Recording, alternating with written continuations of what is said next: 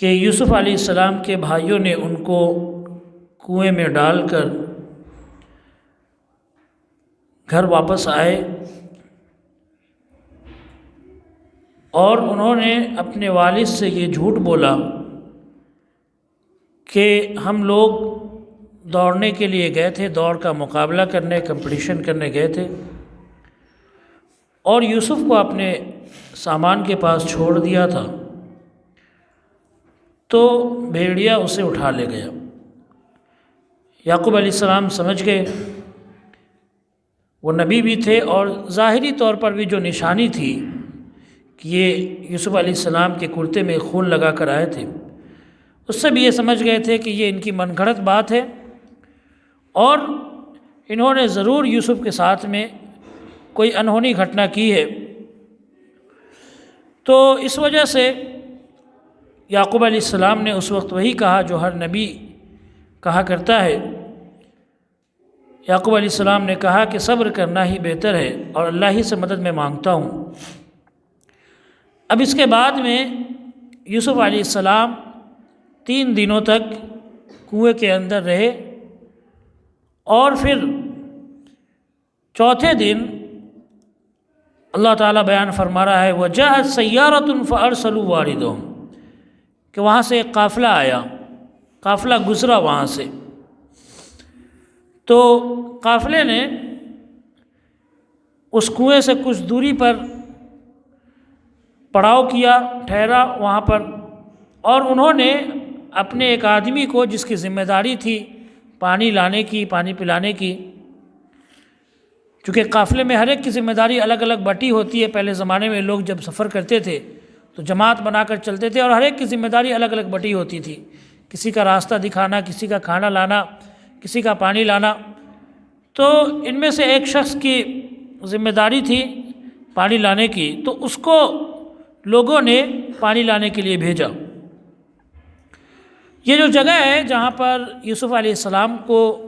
کنویں میں ڈالا گیا ہے، آج بھی اس کنویں کے نشان موجود ہے، اور اسرائیل کے اندر وہ جگہ موجود ہے۔ اسرائیل جو دیش ہے وہاں پر، جو پہلے شام کے اندر تھا یا فلسطین کے اندر، اب اسرائیل میں چلا گیا، وہ جگہ وہاں پر موجود ہے، اور وہ کنواں بھی ابھی موجود ہے، اس کے نشانات موجود ہیں، اور یہودی بھی اس کو بہت قدر کی نگاہ سے دیکھتے ہیں، اس لیے کہ ظاہر سی بات ہے یہودی کا جو اصل نسل ملتا ہے وہ یعقوب علیہ السلام سے یا اسرائیل علیہ السلام سے ہی ملتا ہے، اور وہ یوسف علیہ السلام کے ابو ہیں۔ تو یوسف علیہ السلام یہودیوں کی نظر میں بہت قدر کی حیثیت سے جانے جاتے ہیں۔ تو وہ جگہ وہاں پر اسرائیل میں بھی موجود ہے۔ وہاں پہ یہ لوگ گئے اور انہوں نے اپنا پانی لانے والے کو بھیجا کنویں کے پاس میں، تو اس نے کنویں کے اندر جا کر اپنی ڈول، جو بالٹی ہوتی ہے پانی نکالنے کے لیے رسی کے ساتھ میں، وہ کنویں میں اس نے ڈالا۔ قال یا بشرا ھذا غلام، تو یوسف علیہ السلام نے دیکھا کہ مدد کی جو ہے ایک رسی آ رہی ہے، تو انہوں نے اس کو پکڑ لیا،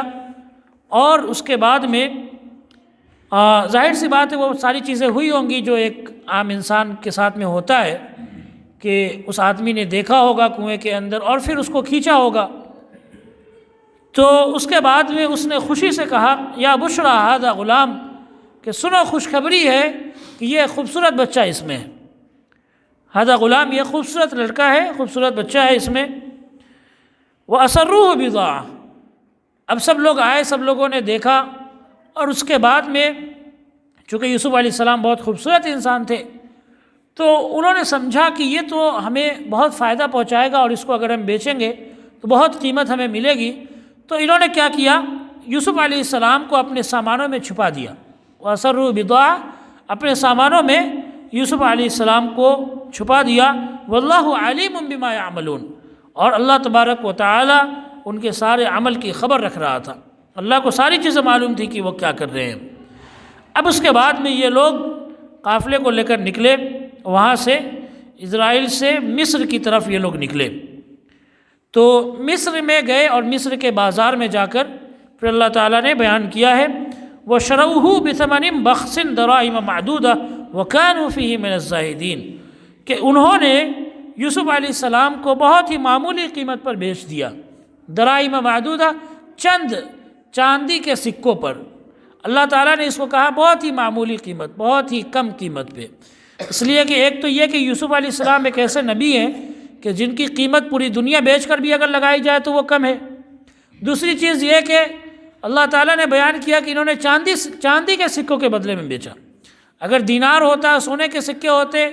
تو تھوڑا سا کچھ کہہ سکتے تھے کہ ہاں یہ قیمت ہے، لیکن چاندی کے، وہی بھی بہت معمولی۔ اور حضرت عبداللہ بن عباس رضی اللہ عنہ کی جو ہے اس پر روایت ہے کہ انہوں نے بیان کیا کہ تقریباً 20 درہم، بس 20 درہم کے بدلے میں یوسف علیہ السلام کو انہوں نے مصر کے بازار کے اندر بیچ دیا۔ مصر کے بازار میں ان کو خریدنے والا کہتے ہیں کہ وزیر تھا، بعض لوگوں نے کہا کہ خود بادشاہ نے اس کو خریدا تھا، لیکن ظاہر سی بات ہے بادشاہ جو تھا اس کے محل میں یوسف علیہ السلام پہنچ گئے، چاہے وزیر خریدا ہو یا بادشاہ خریدا ہو، کسی کے بھی ذریعے سے یوسف علیہ السلام بادشاہ کے محل میں پہنچ گئے، جس کا نام طیفون بتایا گیا ہے، اس بادشاہ کا نام۔ وقال الذی اشتراہ من مصر، اب اللہ تعالیٰ نے بیان کیا ہے کہ وہ بادشاہ جس نے یوسف علیہ السلام کو خریدا مصر سے یا مصر کے بازار سے، لامرأتہ، اپنی بیوی سے کہا، اکرمی مثواہ، کہ اس کا ٹھکانہ بہت اچھا کرو، اس کو اچھے سے رکھو، عسیٰ ان ینفعنا، کہ امید ہے کہ یہ ہمیں فائدہ پہنچائے، او نتخذہ ولدا، یا پھر ہم اس کو بیٹا ہی بنا لیں۔ تو اب بادشاہ نے پھر اپنی بیوی سے، جس کے بارے میں ہمارے یہاں قصے کہانی میں یہ مشہور ہے کہ اس کا نام زلیخا تھا، حالانکہ نہ تو کسی صحیح حدیث سے ثابت ہے، نہ ہی توریت سے ثابت ہے، نہ ہی انجیل سے، پرانی کتابوں میں کسی بھی آسمانی کتاب میں زلیخا نام ثابت ہی نہیں ہے،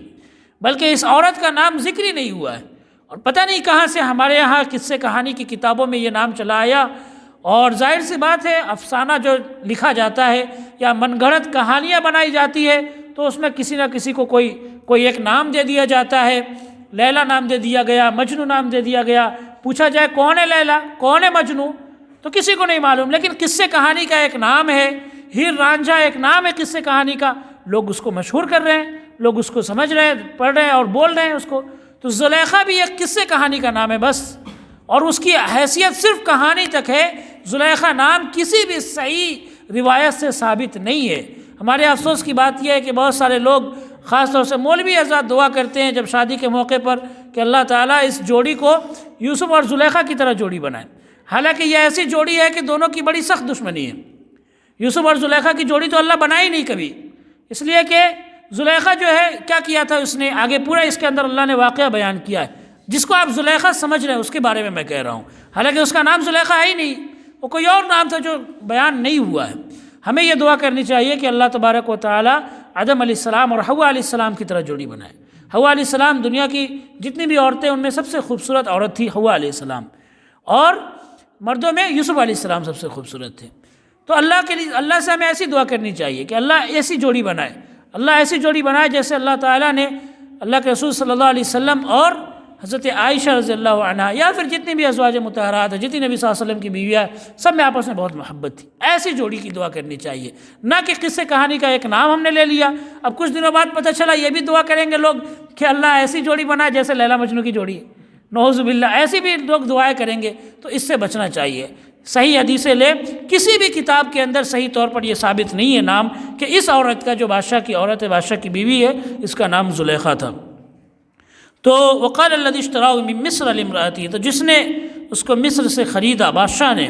طیفون جس کا نام تھا، اس بادشاہ نے خریدا اور اپنی بیوی سے کہا، اکرمی مثواہ، کہ اس کا ٹھکانہ اچھا کرو، یعنی اس کو اچھے سے رکھو، امید ہے کہ یہ ہمیں فائدہ پہنچائے یا ہم اسے اولاد ہی بنا لے۔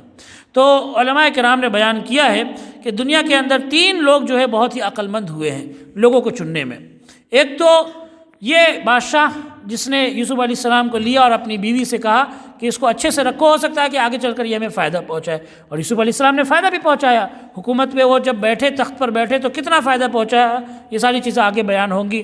اور پھر اس کے بعد میں وہ عورت، وہ لڑکی جس نے موسیٰ علیہ السلام کے بارے میں اپنے باپ سے کہا تھا کہ اس کو اپنے گھر پہ مزدوری پہ رکھ لیتے ہیں، پھر بعد میں موسیٰ علیہ السلام کی شادی بھی ہوئی تھی اس عورت سے، وہ شعیب علیہ السلام کی بیٹی تھی۔ اور تیسرے حضرت ابوبکر رضی اللہ عنہ کے بارے میں کہا گیا ہے کہ انہوں نے اپنے بعد حضرت عمر رضی اللہ عنہ کو خلیفہ بنایا۔ تو یہ تین بہت عقل مند لوگ ہوئے ہیں لوگوں کو چننے میں، کہ جس کی وجہ سے اسلام کو یا دین کو، اللہ کے دین کو بہت زیادہ فائدہ ہوا ہے۔ تو اللہ تعالیٰ نے پھر بیان کیا وَكَذَلِكَ مَكَّنَّا لِيُوسُفَ فِي الْأَرْضِ، اور اسی طرح سے ہم نے یوسف کے لیے زمین کے اندر یعنی مصر کی زمین کے اندر ٹھکانہ دیا، مصر کی زمین میں ان کو ٹھہرایا، وَلِنُعَلِّمَهُ مِن تَأْوِيلِ الْأَحَادِيثِ، یا اس لیے بھی تاکہ ہم ان کو سکھلائے